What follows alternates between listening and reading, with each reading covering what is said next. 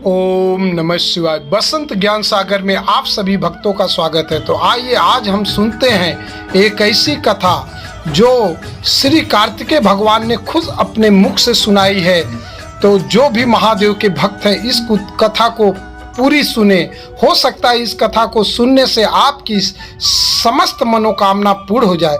तो आज की कथा है, भक्त के लिए महाकाल ने भस्म कर दिया काल को।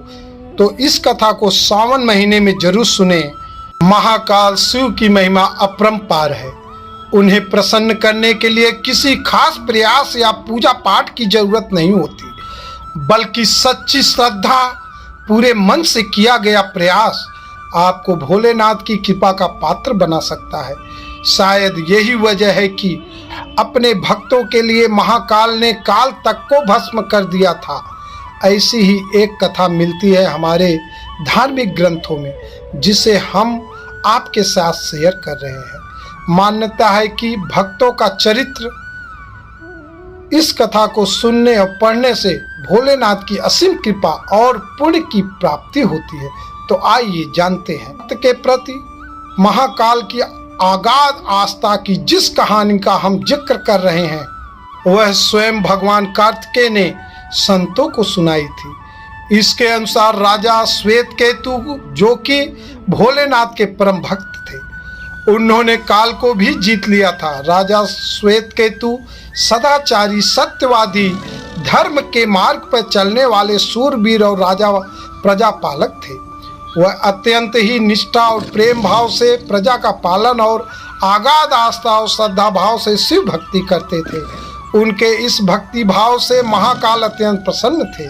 उनकी कृपा से श्वेतकेतु के राज्य के लोग दुख, दरिद्रता, अकाल मृत्यु और महामारी से अछूते थे। एक दिन जब राजा श्वेतकेतु का जीवन काल समाप्त होने को था और वह भोलेनाथ की आराधना में लीन थे, तब चित्रगुप्त ने यमराज से कहा कि राजा श्वेतकेतु की आयु अब पूरी हो चुकी है, अब उनके प्राण हरने का समय है।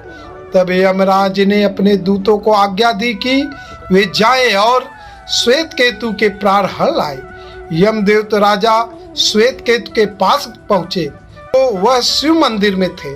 दूत बाहर ही खड़े हो गए। श्वेतकेतु गहरे ध्यान में थे।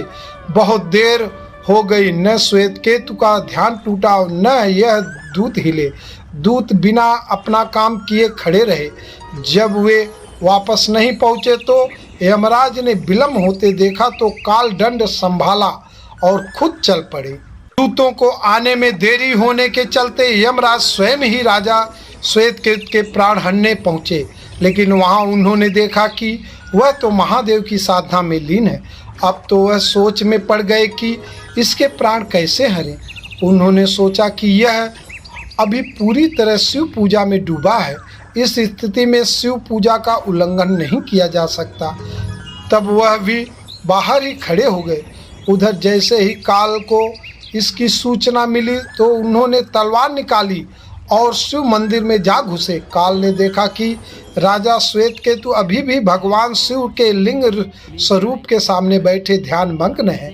वह झटपट आगे बढ़ा और जैसे ही उसने राजा श्वेतकेतु का सिर काटने के लिए तलवार उठाई, शिव ने अपना तीसरा नेत्र खोलकर काल की ओर देखा। भोलेनाथ का तीसरा नेत्र खुलते ही काल वहीं राजा श्वेतकेतु के सामने जलकर भस्म हो गया।